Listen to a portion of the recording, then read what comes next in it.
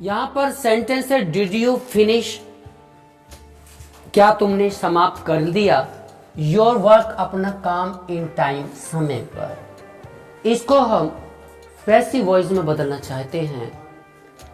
आप जानते हैं कि समाप्त करना क्या है, फिनिश काम करने की क्रिया है, और काम करने की क्रिया को मैं अपने मेथड में स्मॉल के कहता हूं।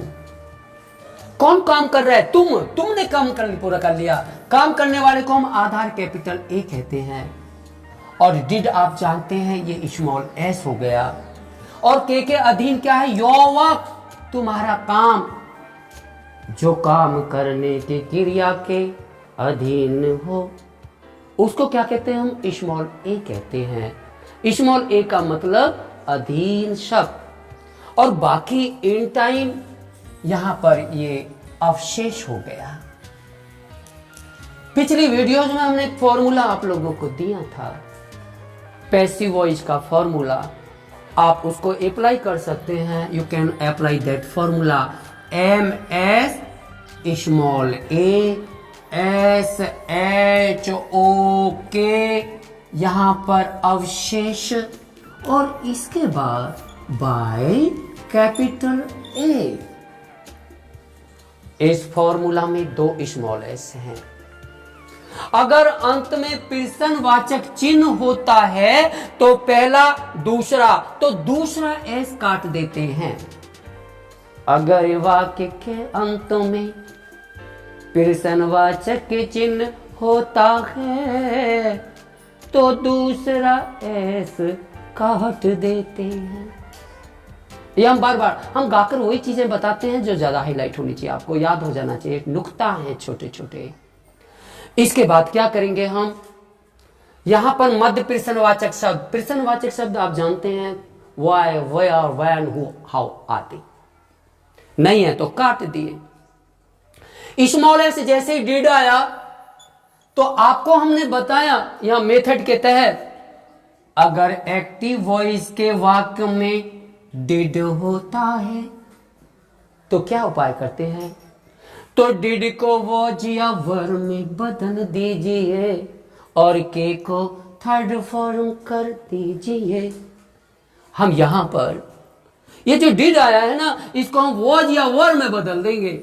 चूंकि वाक्य का पहला शब्द है, इसलिए वाक्य के पहले शब्द का पहला अक्षर हमेशा बड़ा हो।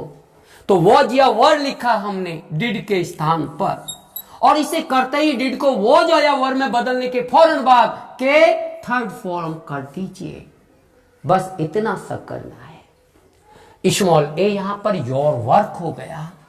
आप स्मॉल ए की जगह योर वर्क लिखा।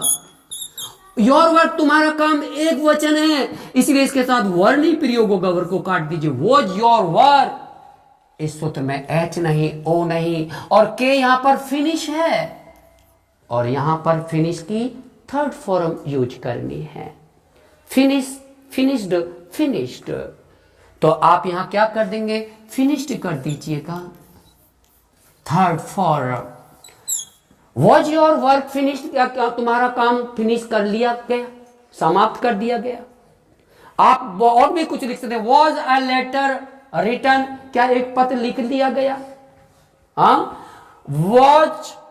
वॉज दिस वर्क डन, क्या ये काम कर लिया गया?